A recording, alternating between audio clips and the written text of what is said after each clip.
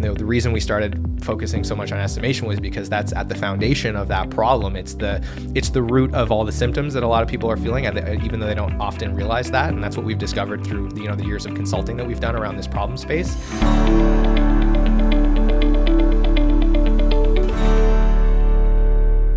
Thanks for tuning in. My name is Galen Low with the Digital Project Manager. We are a community of digital professionals on a mission to help each other get skilled, get confident, and get connected so that we can deliver projects better. If you want to hear more about that, head over to thedigitalprojectmanager.com. Hey everyone, thanks for hanging out with us on the DPM podcast. My guest today is someone who is absolutely obsessed with project estimation. After watching countless hours being spent creating estimates that are never accurate, he took up the entrepreneurial mantle to try to crack the nut on how to produce well-informed estimates with as little resource investment as possible. Today, he is the CEO of Parakeeto, a tool that makes sense of historical data to help produce estimates for agencies and in-house teams alike. With what spare time he has, he still manages to coach CrossFit and has gone on hiking, biking, and camping excursions with his fiancée. Folks, please welcome Mr. Marcel Petitpas. Hello, Marcel. Hey, Galen, how you doing, man? Not so bad. Thanks for being on the show. Great to have you here. Thank you for having me. What a great introduction. Hopefully I can live up to the hype here. Hopefully it was all true. Yeah, all accurate. No. Very cool, very cool. Marcel, I've really enjoyed our chats. I've really enjoyed to get to know you. And my takeaway has been that you are someone who is entirely on a mission to figure out estimation, which I think is a really noble cause considering how many people struggle with it. Your business, Parakeeto, it offers consulting services. It has its own data-driven estimation platform. It's growing rapidly. Meanwhile, you still seem to have time to connect with like-minded folks in your network, like myself. You still run the conference circuit, and you still offer individual coaching. So I'm just wondering, where do you get your energy from? What drives you? I get my energy mostly from sleep. I do a lot of it. I make sure I get my 8, sometimes 9 hours a night. Thankfully, my fiance is on board with that game plan. So that's where I get it from, that and CrossFit, and just staying active. And yeah, it's interesting. Like the motivation for this is really, we're focused on estimation right now, but the bigger problem is like agencies, especially small agencies that don't have access to the same resources that big multinationals do, really struggle to make a profit and to understand like what's happening in their business. And the reason we started focusing so much on estimation was because that's at the foundation of that problem. It's the root of all the symptoms that a lot of people are feeling, even though they don't often realize that. And that's what we've discovered through the years of consulting that we've done around this problem space. And it's a big, hairy, difficult problem to solve. And I think I've realized that like I need things to work on. Otherwise, I'm a person that gets very bored very quickly. So thankfully, I found this really nice problem to sink my teeth into, and spent several years on it, and we're still not even close to cracking that whole problem space wide open. So I'm sure there's many, many years to come of me continuing to invest in this. Yeah, and I'm serious about the whole taking up the mantle thing, because I think that's what a lot of people find. They're like, oh my gosh, I wish I could just dedicate all my time to thinking about estimation, and even then it would still take me a decade to figure it out. And you're like, hold my beer, I got this. Exactly. I love that. Inside and outside of work, is there anything specific that you're trying to get better at these days? What's on your sort of self-improvement bucket list? Yeah, that's a good question. I think just being present is always something that I'm struggling with, and there's been an ebb and flow to that, I think, throughout my life. But it's funny, the older you get, the wiser you get, and the more you realize how fleeting moments are. And, as an entrepreneur and as somebody who, works a lot, you tend to kind of always be thinking about the next thing. You kind of tend to always be planning, especially as somebody who has been unorganized for the majority of like my life growing up, and then had to learn how to be a very organized person. Like you then start to always be in planning mode all the time. You're always assessing what's coming next. But then there's moments like when you're sitting at the table, Christmas dinner with your family in the middle of a pandemic, thinking like this might be the last time I see them for a year. And you're having this existential crisis of like, I'm in this moment trying to appreciate it, and yet I'm viscerally aware of how fleeting it is, and I'm actually like experiencing it go by, and already like every moment is becoming a moment of the past. So just trying to reconcile that with myself and really learning to value the little things and try to turn my brain off and be present. That's probably the biggest struggle for me, and the thing that I'm always trying to improve. I think that's a good one as well, for sure. For sure. Oh, I love I'm that. sure all the PMs listening to this can associate to that feeling. Yeah, they're Always like, feeling like you're planning for the future, always trying to figure out what's happening next. why am I thinking about this milestone while I'm at Christmas dinner? Just be present, guys. Just be present. All right. Let's get into it. Let's talk about data-driven estimation and your take on how organizations can stop throwing so much of their most senior people's time into this seemingly moot exercise of creating a project estimate. But I thought maybe let's talk about sort of the origin story a little bit. Tell me, how did you become so interested in estimation to begin with? Yeah, so I mean, it started with a fascination with why it was so hard for small agencies and service businesses to answer simple questions about their business without wasting a ton of time in spreadsheets. You know, things that as an agency owner or an executive or an operations manager, or even a project manager, you're asking yourself, and like they're just, you can't answer the question without going and pulling data from a whole bunch of different places. Like, did we make money on this project? Simple question, one you should have the answer to. Most people listening probably can't easily answer that question in a couple of minutes. Same thing with like, do we have the capacity to take on this new project? Do we need to hire people? If so, when?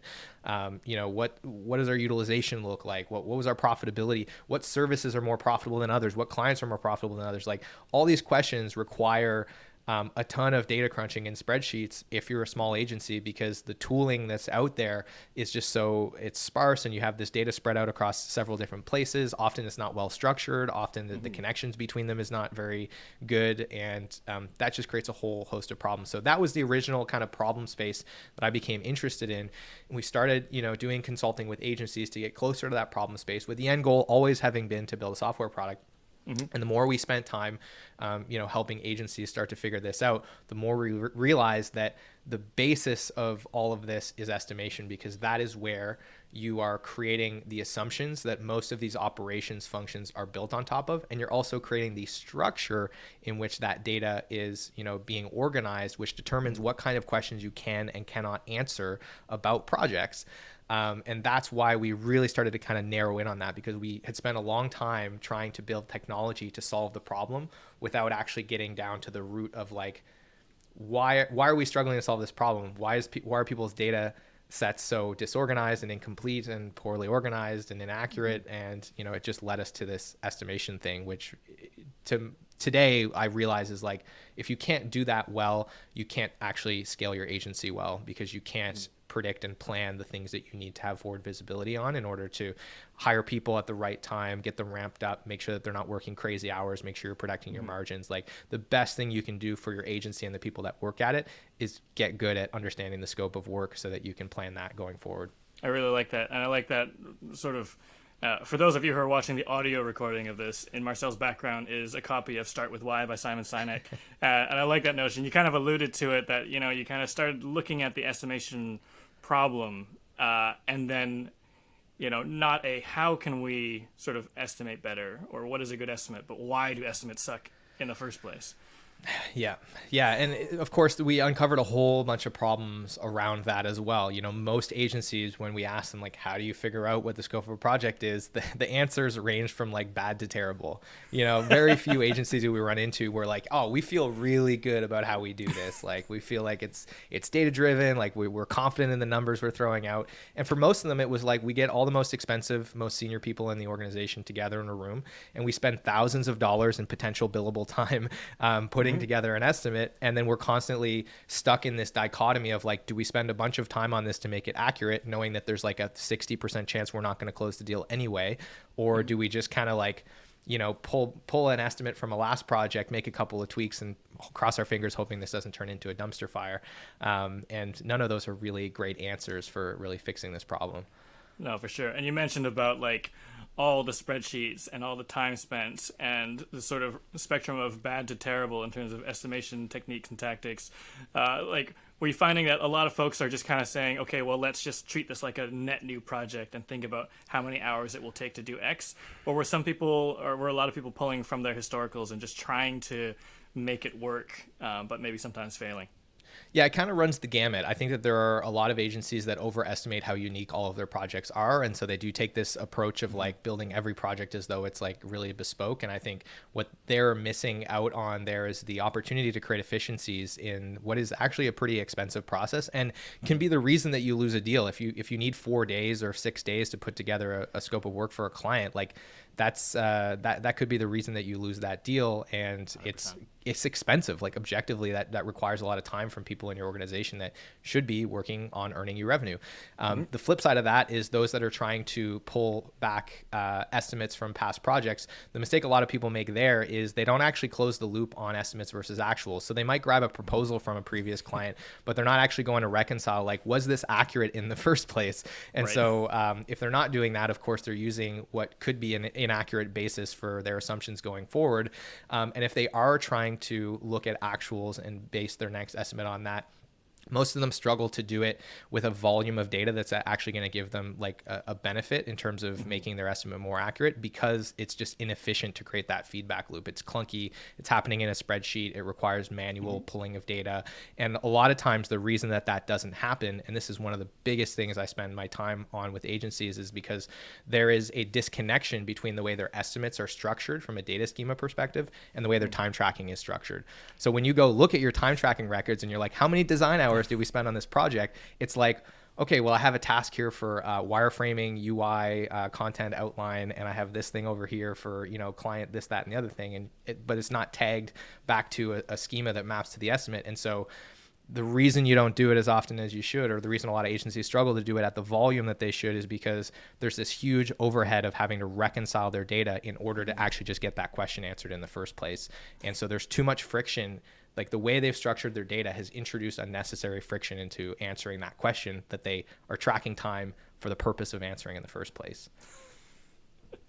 I had actually the question here, why doesn't everyone do this sort of data-driven estimation process? And I think you just answered it there, because Yeah. A and B don't really connect. They don't want to invest the time to actually, put the puzzle pieces together. That actually ends up taking even more time and seems like even more fruitless. But really, again, coming back to the why isn't it working in the first place is usually because the way people create an estimate is different from the way people are actually tracking project metrics. That's really interesting. Yeah.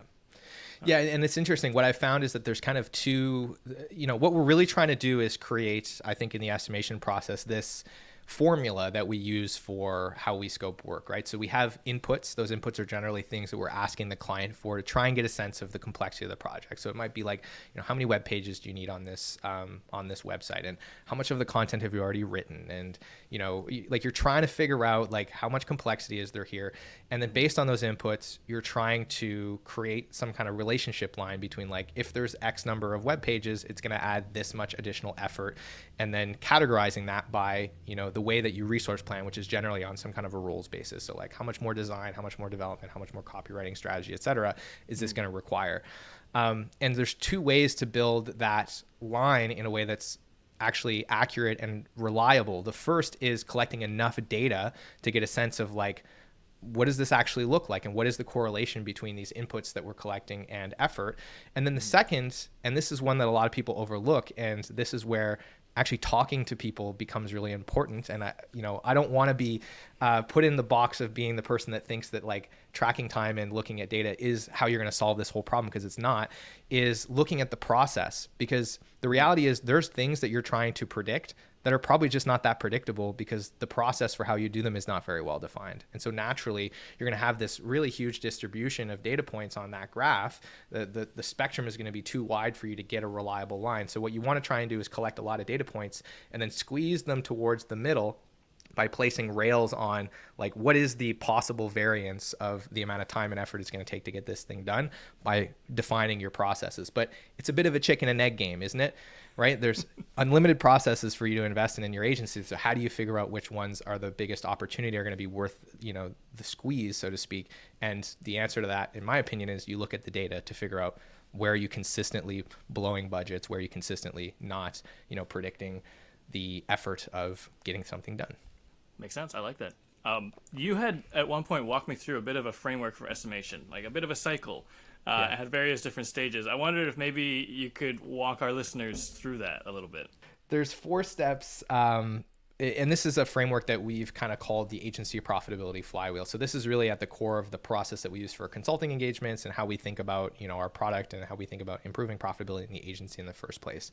And of course, the first step is getting good at estimation. That's the foundation, as I said before. So the first step in the flywheel is defining your process for how you estimate work inside of your agency, and then also defining the structure of what those estimates look like. Because if that structure is changing all the time, and if your process is changing all the time, you have a moving target that the rest of these pieces that I'm going to talk about are trying to align to, and you're just creating unnecessary complexity there. So the first step is just like define what that process is, and then standardize the format that an estimate comes out in. And what's more important is not like, I don't mean what font you use for the document, but like the hierarchy of the data. There's a client, and then under clients there's projects, and maybe inside of projects there's deliverables or phases, and then within those you have like these standard kind of line items that you roll time estimates up to. Maybe it's roles, maybe it's people, however you want to do that for your agency, it doesn't matter, but just structure it in a way that's consistent.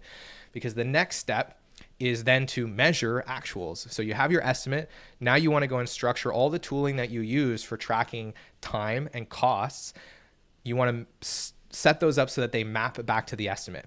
And this is a thing that seems so obvious. And it's like, why am I even talking about this? But like, go audit your tooling and hold up an estimate next to your time tracking reports and tell me if they match up. If they do, congratulations. But most of the time when I talk to agencies, it's a thing that seems so obvious, but it's not happening.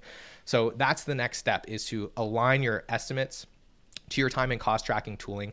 And what that does is it decreases the amount of work that it takes to actually check if your estimates are accurate or not. And you create a data feedback loop there. And now it doesn't take you an hour to answer the question of, was this accurate or not? It takes you 2 minutes, and you're more likely to do it. And now you can install a cadence that weekly, bi-weekly, monthly, whatever the rate of change, in your agency, whatever is appropriate for capturing, a relevant rate of change, set a cadence, go in a review. What did we estimate? What's actually happening?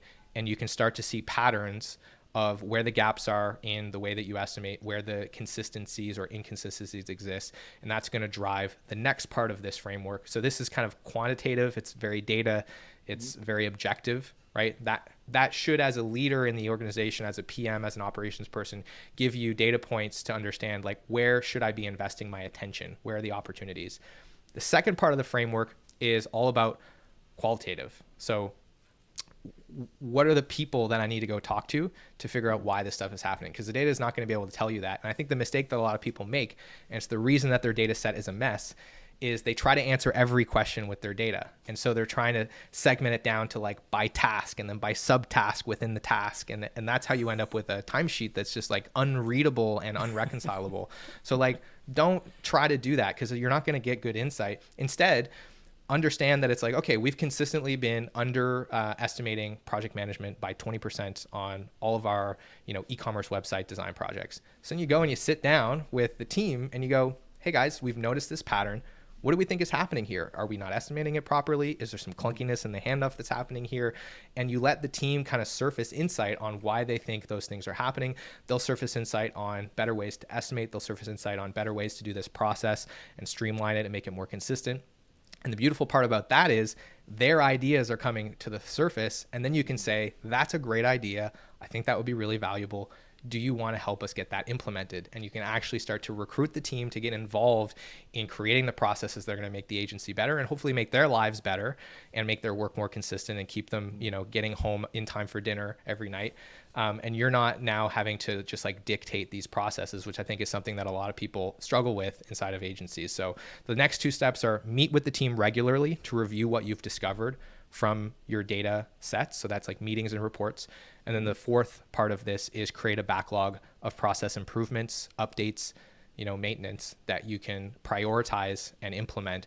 And that will in turn make your estimates more accurate. So it's a circle. It's like a circle. One might say it's a bit of a flywheel.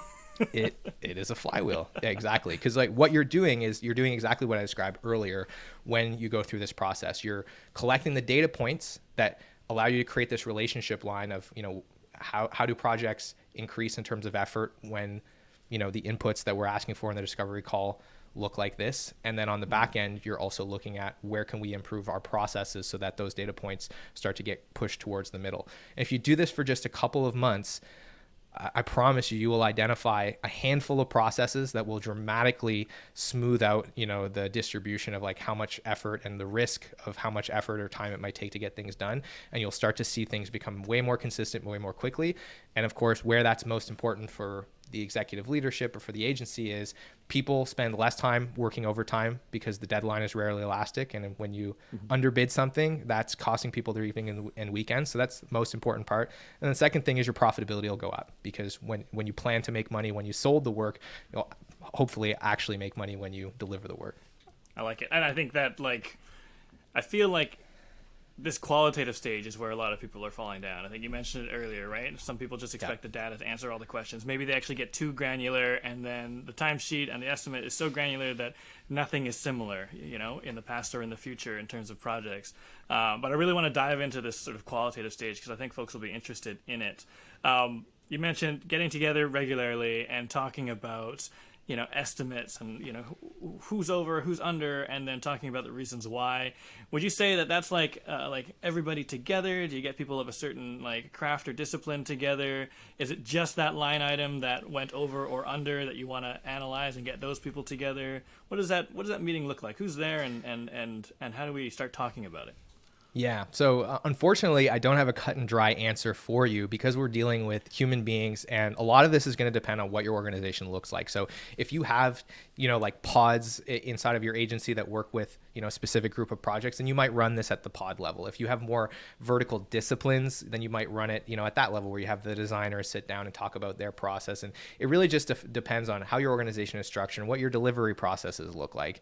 But ultimately, it's important to just protect this time and make sure that's happening consistently. And the two ways that we typically see this done is, number one, project retros, which most people are familiar with those. At the end of a project, you schedule some time, you get everybody that worked on the project in a room, and you talk about, here's what happened, this is what went good, this is what didn't go the way we thought it was going to.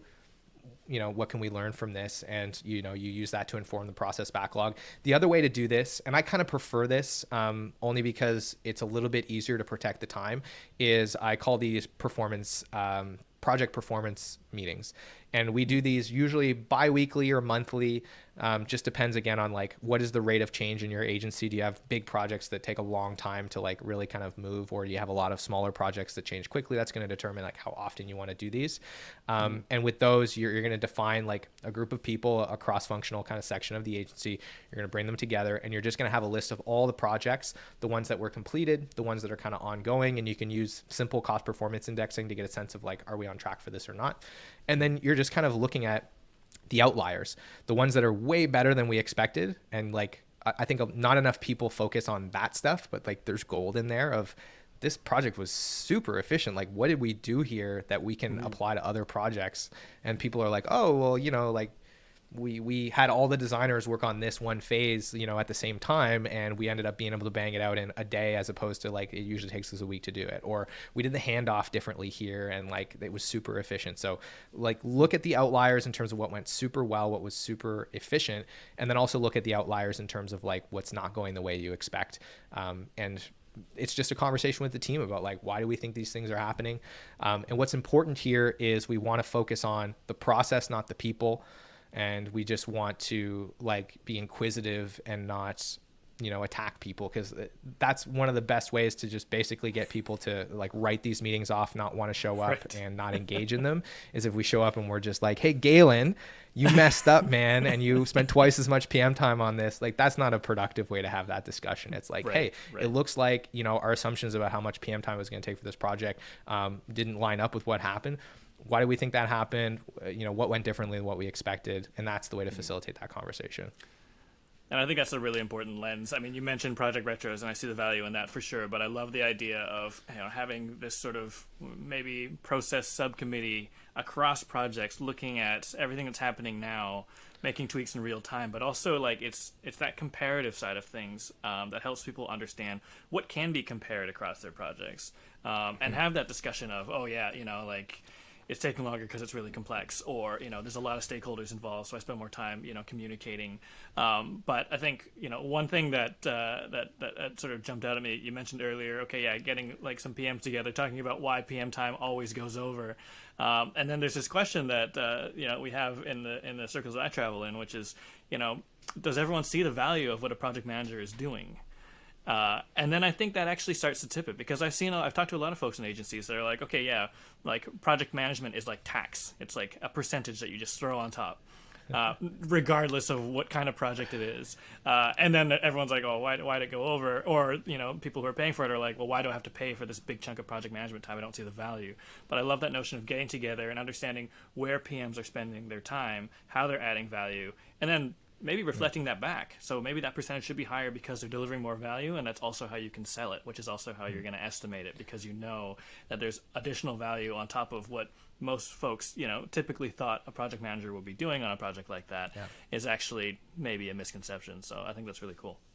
And since we're on the digital project manager focused show, I think it is important to riff on this just a little bit, because the outcomes that I've seen come out of that discussion a lot are one of two things. It's, to your point, it's like actually helping everyone understand the value that the project management team is bringing. And then the other one is getting an understanding of like where all the shortcomings are in the rest of the organization that are holding the project manager back from doing their job.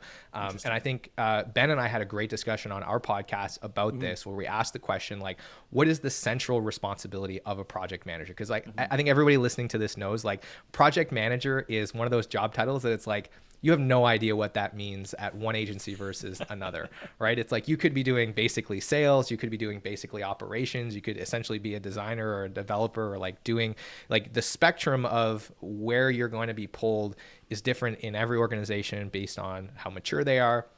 And based on the other thing is like where the weakness in the inputs are. And what we agreed on was the central responsibility, outside of all of those kind of auxiliary things that you get pulled into as a PM, is building and maintaining the project plan.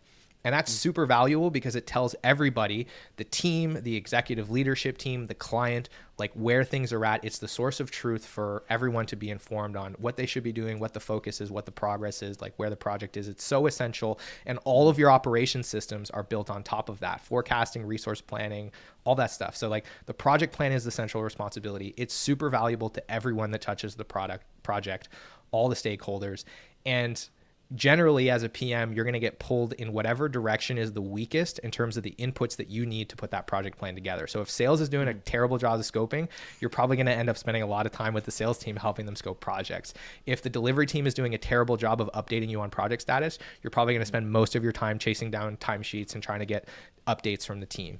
If the client is doing a terrible job of giving you the information that you need to try and like actually get the team going and get them unblocked and get revisions back, you're probably going to spend most of your time on account management. So that could be a big insight, is just realizing like, okay, we're spending all this time over here because we actually don't have a great process for collecting, these important things from the client. And that informs process improvements that hopefully allow you as a project manager to kind of keep coming back to that central thing, which is creating and maintaining your project plan and making sure that you have all the inputs and the correct tooling and the correct process for getting the outputs that everybody needs and that you need to do that job effectively. I like that. That's why process is so important, so that you can actually, process should kind of run itself so that you could be left to do your job as a project manager and add value in other areas. I totally support that. I love that. I think, I want to get into the qualitative stuff in just a bit, but sure. I think even just to take a half step back, the thing that I get asked a lot is, maybe just told a lot, is, okay, my project is very different. I do things my own way, and it's never going to be the same as somebody else's project. And, I've got my own style and everything's always different. It's probably pointless to try and use historical data to do anything or to try and unify processes, because the fact of the matter is that every project is unique. How do you defend against that? What is your argument against that? It's just not true. I think you have to think about, you have to separate the creative from the process. And the reality is that every creative has a process. And I think, honestly, one of the things that separates the mature creatives from the ones that are still kind of figuring themselves out as creatives is that the mature ones acknowledge that they have a process. As ridiculous as their process might be, as weird as it might be, like your process might be to, smoke a joint and go for a run in Central Park. That's still a process if you do it every time, or if you do it most of the time. Like, and so you have a process, and it might be very high level, it might be very loose, but there is one there, and defining kind of even at a very high level what those are, even if it's just like the order of the things that you think about and start to wireframe and start to design, like those things matter, and they make up 80% of the patterns in the way that the data shakes out. And we know this from looking at the data from hundreds of agencies, even the ones that say like everything we do is totally bespoke. It's like, well, maybe that's true, but like your process for figuring out like how you're going to do these things is still relatively consistent. And then you generally know what signals you're looking for in the discovery process to figure out like how much complexity is going to exist in each of those steps in your process.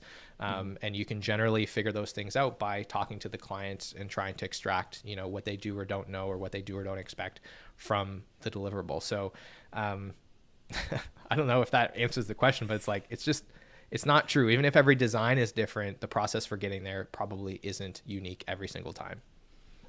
Yeah, and I fully agree with that. And it's something that we've kind of come across, especially in digital, like on the web. Everyone thought, their website was so unique. I mean, back in the days of Flash-driven websites, everything was like a movie, and everything was very different. And actually, how it got massaged down, and like now, like browsing the web is like, it's a vernacular, it's a language, it's pattern driven, it is it is componentized in such a way that it all actually supports process, and actually there is benefit. Although I mean, and I was that maverick PM who was like, I just do things my way and that's my style and I'm not going to do what everyone did, and until I realized the value of actually doing things consistently and the same way and learning from one another.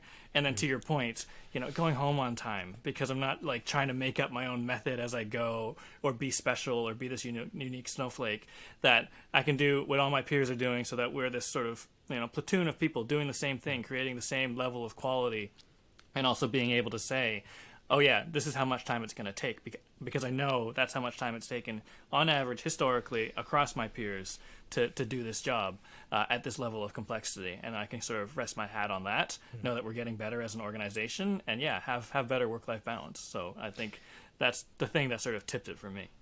Yeah. And I think I want to just dispel one final myth around this, which is, and I think you get a lot of this, again, from the creative community, is that there's a sense that process is going to somehow inhibit their creativity, or it's going to, diminish the quality of the work. And what we found is that the opposite is actually true. Like, there certainly is a point where adding too much process will restrict the creativity and the quality of the work, but having a little bit there actually dramatically improves it, because it gives you a framework to operate in, and it starts to your point, start to protect the consistency of the quality that you're producing for your client. And at the end of the day, it's not what is most important. Like, they're coming to you buying an outcome. You're generally selling them on like, we are going to get you this outcome, and part of that conversation is because we've done it before, and you should be able to describe why you're able to consistently deliver that outcome.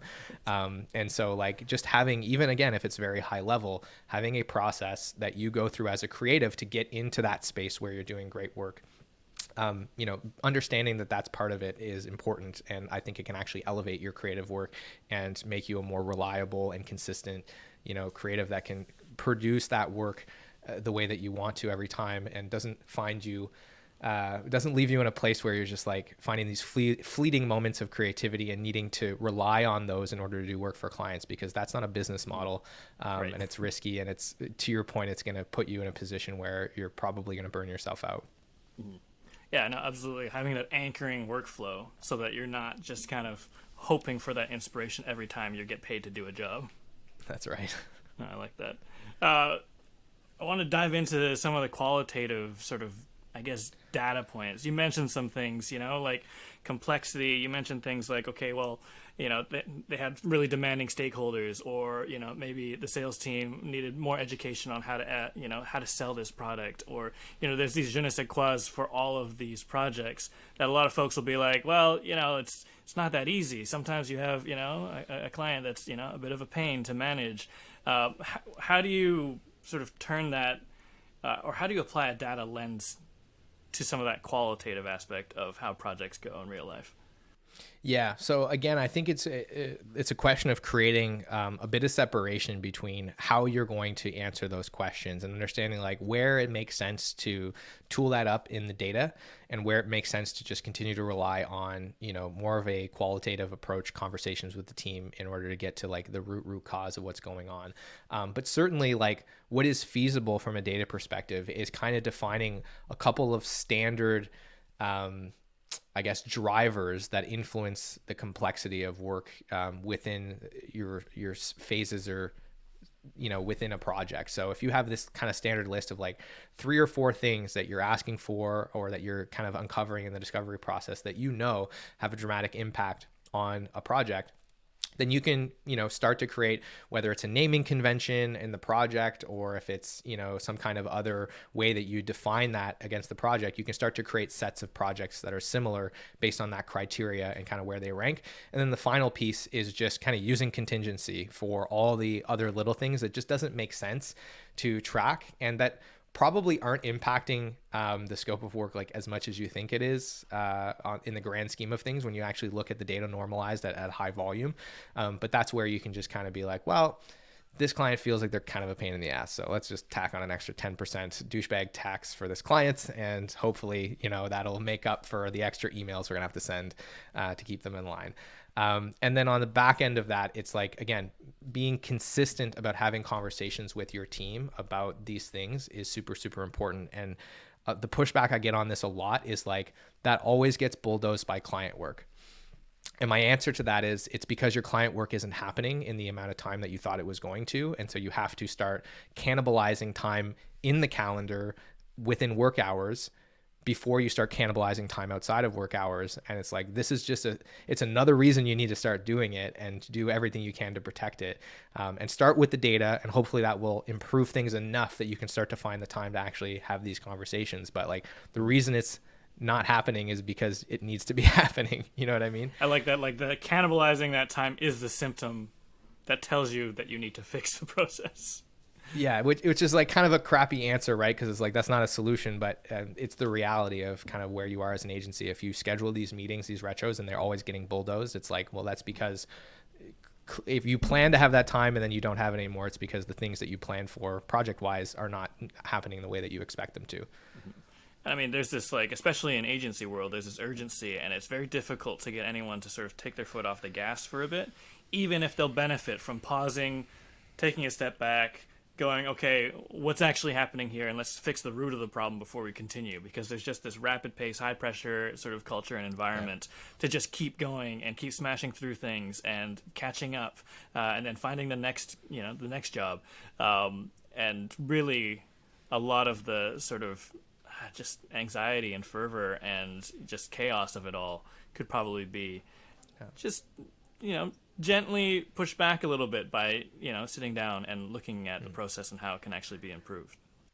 And I want to riff on this just a little bit because it's one of the big reasons that I've gone deep into this problem. And it's something that has driven me crazy about this industry for a long time, which is like, I think for a long time working at an agency you kind of know that it's going to be hell, right? You're going to work long hours. You're going to, it's going to be crazy. You're going to live on coffee and cigarettes, and it's just going to be terrible. But you're going to cut your teeth. You're going to get to work with cool brands. And then eventually you'll go like work for a brand that allows you to go home at 5 and pays you twice as much as you got paid at your agency.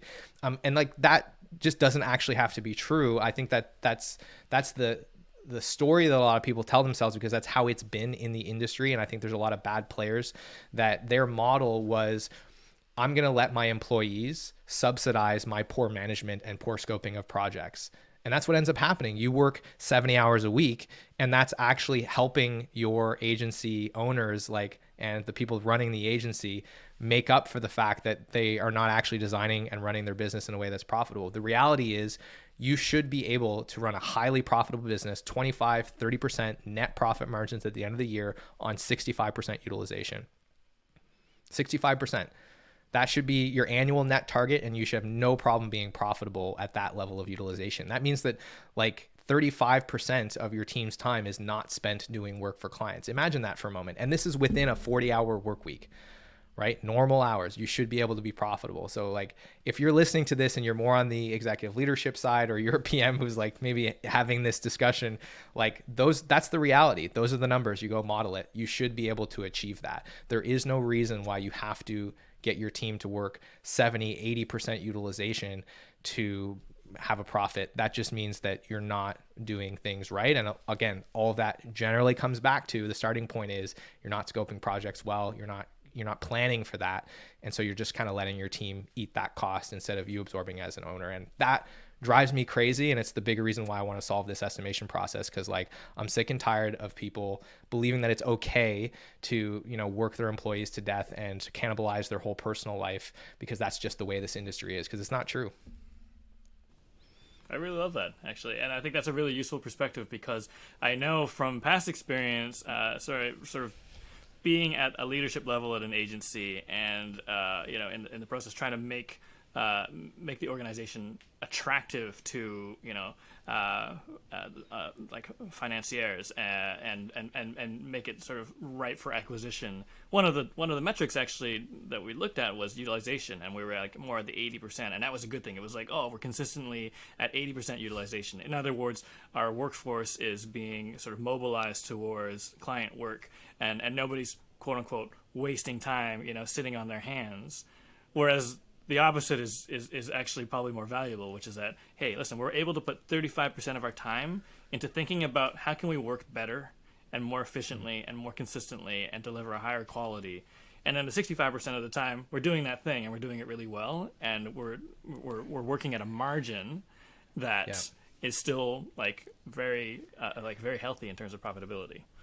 And this is the thing that I'll riff on again. This is an old world metric that's romanticized today, but is completely like the wrong metric to be tracking now. If you are a time and materials, pure time and materials agency, and you bill for every hour that your team works, then yes, utilization is your most important metric, and you want it to be as high as possible, without burning your team out. But the reality is most shops are not time and materials anymore. And so just focusing on utilization is the wrong call, because if you're not looking at average billable rate or some kind of earning efficiency metric, whether it's average billable rate or gross margin or contribution margin next to that, then maybe your team's working 80% of the time on client work, but maybe that extra 15 or 20% of their time that they're spending is just over servicing the client, and it's driving down your actual efficiency.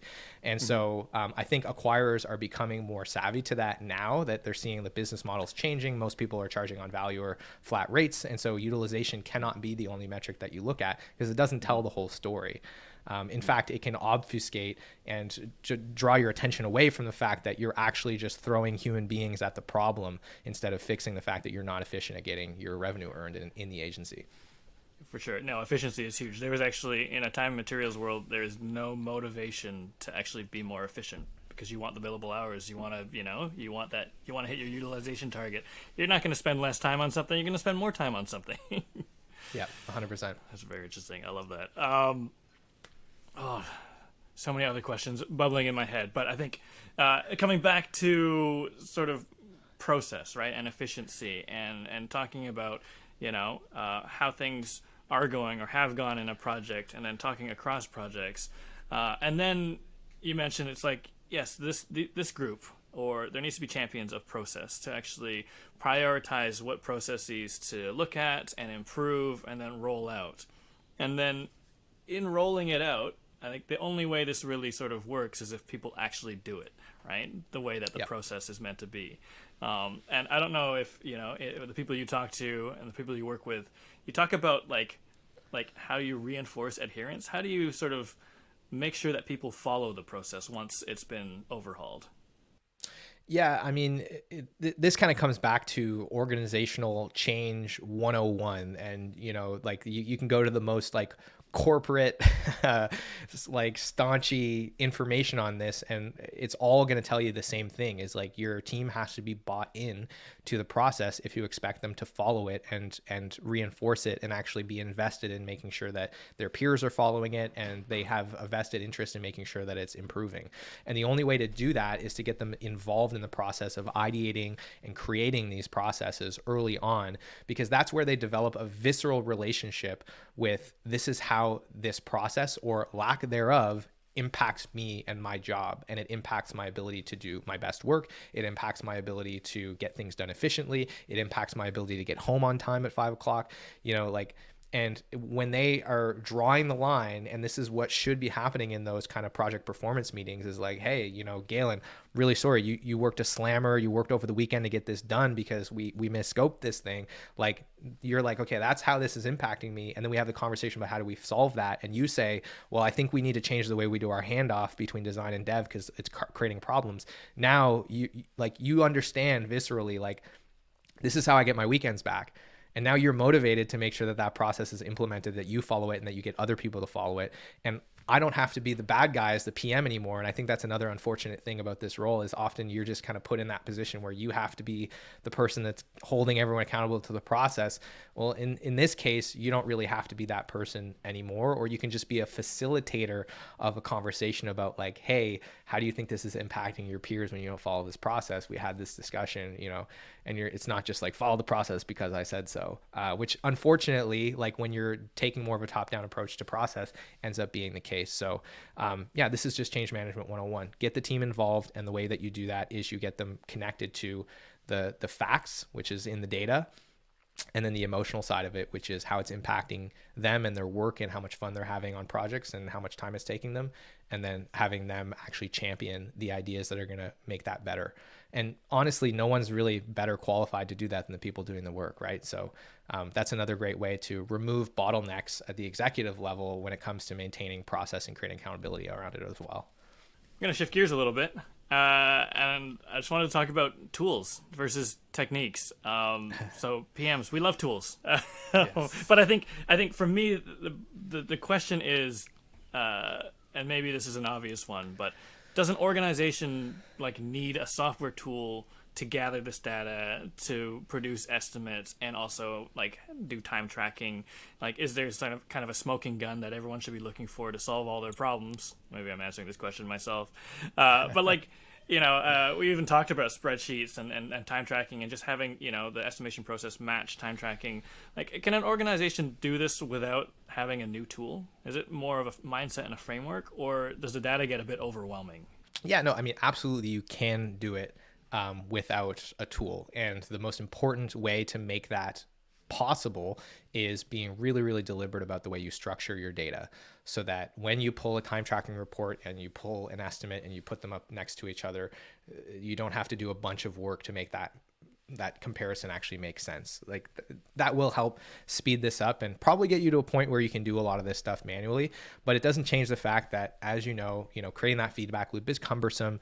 It's probably going to require you to build spreadsheets, export things, import them, tidy things up, create visualizations, and that any amount of resistance that you place on that when you're already in a process that feels kind of arduous and already feels like a big expense in the sales process, which is creating a quote, and where there's time pressure, means you're likely not going to do it or not do it often enough. And so this is part of the reason we created Parakeeto, and to my knowledge, it's the only tool that really closes that loop. And I think that's what we do really differently than everybody else, between what you estimated and what actually happened, and allows you to put all of that data where you're creating the estimate, so that as you change your estimate for how many project management hours you think it's going to take on this project, on that same graph, that same visualization, you can see all the other projects that were similar and how much time it took for project management on those, as well as that line I described earlier of what is the relationship between budget and effort, and how does that change over time for your agency. So, we created this to make that as frictionless as possible, so that it's easy for you and your team to actually do it, as opposed to having to rely on your process of doing it manually, which, even when you have your data structured really, really well, is still going to be cumbersome.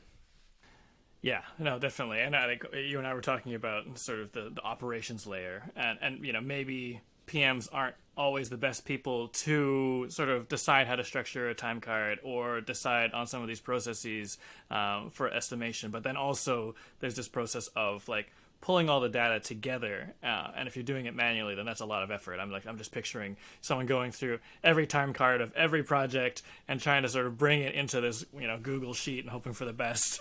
It's just, at a certain scale, I think it gets a little bit too complicated to actually reap the benefits of having, and I'm just picturing that visual of like, okay, well, yeah, you're estimating this for that. Well, here's, Bill's project, and here's, Jeremy's project, and here's Sally's project. And they did the same sort of thing. And you're like, oh, but, like, this is pretty complex. It's more like this project. And even if it's not, telling you the answer, it's giving you like really solid guidance based on what has actually happened in the past to, actually make good decisions. Yeah, 100%. And the thing that I'll say is like our tool, just like every other tool, just like your time tracking tool, your project management tool, it's only going to be as helpful as your data structure. So you got to start there. Start with defining the data structures that are going to be able to answer the questions that you need, and then go look at tools that map to that, not the other way around. I think that's the mistake that everybody makes in everything that they do, is they look to the tool to solve the problem. But like the problem has to start with the process and the structure, and get that focused in first. And this is like the thing that we spend most of our time consulting on at the beginning of an engagement, is just like really going deep into data structures and mapping that out. Because without that, we can't really build anything else. We can't build a great process. We can't build great reports. And we can't build great feedback loops with the team, because the foundation just isn't there. I like that. I think you probably answered my next question, which is, if someone wanted to start doing this and start building a culture of data-driven estimation, what's the first thing that they ought to do? Well, they should go and opt in for our agency profitability toolkit, where I have spreadsheets and frameworks and resources and videos walking you through each step of the flywheel. I have worksheets, to help you kind of go through the same audit process that we do with our consulting clients, and kind of go through this process on your own. So that's what I would honestly, it's a little self-serving, but that's what I would encourage you to do. There's 5 videos that you can kind of go through and watch to get real clarity on how all these pieces fit together. And then we kind of go deep into each section and provide some resources for you to actually implement those things. So, but the first step in that is, again, it's that estimation, defining that, how you do it, what the structure looks like, and then going and auditing your tools and making sure that the way you structure your data in there maps. You start there. That's 80% of the upside. And you'll find that you'll be able to answer questions way more easily. You'll have more insight, and it'll become very clear very quickly where you need to go improve a process or change something to really close the gaps that are probably creating most of the discomfort, most of the unpredictability in the agency. It probably comes down to just a handful of things that are going to give you the high return. That's very cool. And for our members listening, I will include a link to that when I post this on our forum. And I'll put a link as well in the podcast description for folks, because I know we talked about the flywheel. We tried to share it on the screen for the visual, but I'll just include the supplemental visual separately from the recording. That's really cool. Listen, Marcel, these are all really valuable insights. I think we had a really good conversation today, and I think the thing that really resonated with me, because it's been my past, which is that, agency life doesn't have to be hell. And I think like that really resonated with me, is that like, yeah, we cut our teeth in this high pressure environment so that we can go like retire onto client side. But actually the goal shouldn't be that. The goal should be to be more efficient, to have that work-life balance. And when we're talking about process improvements, it's not about top down, you must do this thing, you must follow this checklist, you are a robot now. It's actually bottom up. Like, actually, I want to have time to like actually eat lunch, like have a lunch break, and catch the regular bus, and not have to Uber home at night to see my family, before they go to sleep. And I mean the adults too, right? So I think it's like, I think that's a really good motivator for anybody working in any environment where you have to estimate project work, to just kind of return back to that sanity and not accept that it's going to be something that's going to be crazy, and that estimates are never accurate, and that there's always going to be overtime. It's actually not necessarily even that. We can get there. And actually, I'm just reminded of one capping question that I have. So we've been talking about sort of, data-driven estimation. I'm really glad we dug in on the qualitative side. But just for, everybody who's producing an estimate, and agency owners and leadership teams, like, how accurate can we get using some of these processes? Like, are we talking about, like just getting a bit closer to being accurate, or how accurate have you been able to get some of your clients to be at estimating? Yeah, there's a lot of variability around this because, of course, it comes down to what type of things are you doing. Like if you're building custom software products, I mean, you should just go time and materials. If I'm being honest, like those things are just inherently hard to estimate. That's like one of the very few examples where I would agree that it's like every project really is different. But that's only because I know enough about software to know that it's ridiculously hard to predict. But on the other end of that, if you have like highly productized services that are like exactly the same every single time, we've been able to get people into single digit margins of error. And most of those come down to like it's newer people on the team that aren't trained or they didn't follow the SOP. And that's why there was like a variance here. But like I would say that if you run more of like a digital agency that with a foundation in web design development, your objective should be to get within fairly consistently within a 10% margin of error. So what you actually track versus what was estimated is within 10%. If you can kind of get there, then that's plenty good. That's plenty reliable enough for you to build all your operation systems on. Make sure that your people get home consistently on time. Make sure you're consistently profitable. If you can start to close in on that 10%, that really should kind of be the objective. That's really cool. I know so many people who would be like, oh, I'd be so thrilled if my estimate came anywhere close to that. Yeah. And I'm sure you have some, but the problem is it's not most of them, right? Some of them are 50% over under, some of them are 30% over under. And then every once in a while you get one that's accurate and it's maybe just a fluke. But yeah, it's making that consistency is really the objective. For sure. Yeah. I love that. Very cool. Awesome. Marcel, thanks for joining us today. I think it was a really good conversation. I hope our listeners have learned a lot. I'm really excited about just the flywheel in general, the process. I think that's really interesting for anybody. But I really love the notion of Parakeeto. It's something that really appeals to me as someone who's done many, many, many estimates, both on the project management side and on the sales side. So I really love what you're doing. And thanks again for being here with us on the show. It's my pleasure. And thanks everyone for tuning in. I'm looking forward to meeting hopefully lots of you inside the digital project manager. Awesome, for sure. Yeah, and maybe what I'll do is I'll post this in the forum. I'll get you in there, Marcel, and you can answer questions for folks. We'll have a little dialogue about it. What do you think? Absolutely. Yeah. I mean, I'm even happy to do an AMA, answer questions in the chat. And if you're listening to this, just reach out.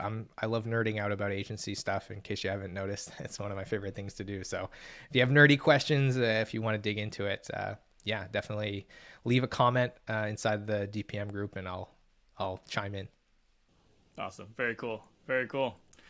All right, folks, so what do you think? What hacks, tips, and tricks do you have for making project data usable for future estimates? What works for you? What hasn't worked for you? Tell us a story. Have you ever had data-driven estimate that was just way off? Or maybe a ballpark estimate that just was spot on? Tell us in the comments below. And if you want to learn more and get ahead in your work, come and join our tribe with DPM membership. Head over to thedigitalprojectmanager.com/membership to get access to our experts forum, mastermind mentorship groups, our library of mini courses, our live mentorship sessions, our Ask Me Anything sessions with a variety of experts, hopefully Marcel in the future, ebooks, templates, and more. And if you like what you heard today, please subscribe and stay in touch on thedigitalprojectmanager.com. Until next time, thanks for listening.